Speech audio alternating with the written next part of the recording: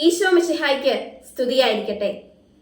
ഭാരതത്തിന്റെ ലിസ്യുവായ ഭരണജ്ഞാനത്ത് അനേകായിരങ്ങളെ കർത്താവിങ്കലേക്ക് ആകർഷിച്ചുകൊണ്ട് വിശുദ്ധിയുടെ പരിമളം പരത്തി പുണ്യപുഷ്പമായി വാടാതെ നിൽക്കുന്ന ഭാരതത്തിന്റെ പ്രഥമ വിശുദ്ധ അൽഫോൺസ അനേകായിരങ്ങൾക്ക് സുവിശേഷത്തിന്റെ ആവേശം പകരാൻ, മിശിഹ അനുകരണത്തിന്റെ അഗ്നി കൊളുത്താൻ പീഠത്തിന്മേൽ ഉയർത്തിവെക്കപ്പെട്ട വിളക്കാണവൾ.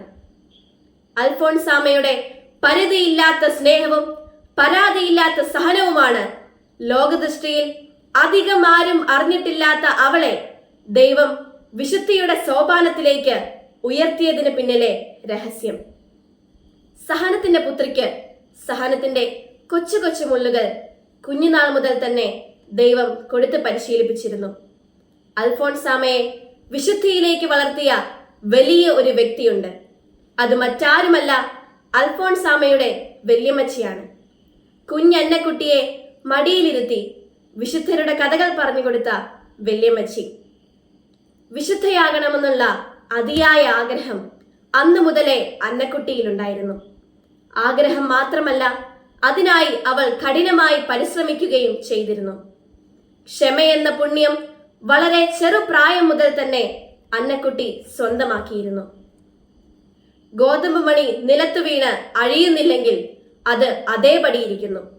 അഴിയുന്നെങ്കിലോ അത് വളരെ ഫലം പുറപ്പെടുവിക്കുന്നു. അഴിയുവാനുള്ള ഒരു ശൈലി, ഒരു താല്പര്യം അൽഫോൺസാമ തന്റെ ജീവിതത്തിൽ പുലർത്തിയിരുന്നു. അൽഫോൺസാമയും കുഞ്ഞുങ്ങളും ഒരിക്കലും മാറ്റി നിർത്താനാവാത്ത കാര്യമാണ്. അൽഫോൺസാമ വിശുദ്ധയാണെന്ന് ആദ്യം പറഞ്ഞതാരാണ്? കൊച്ചുകുട്ടികളാണ്.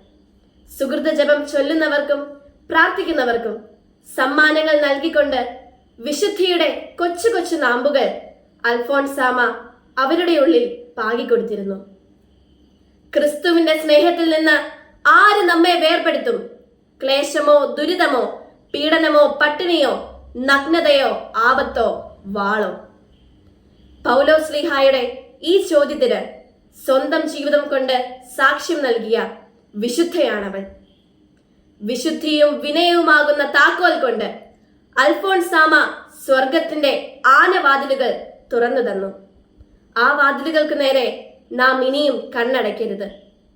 അൽഫോൺസാമയോട് നമുക്കും പ്രാർത്ഥിക്കാം, വിശുദ്ധിയിൽ വളരാനുള്ള കൃപ ലഭിക്കാൻ.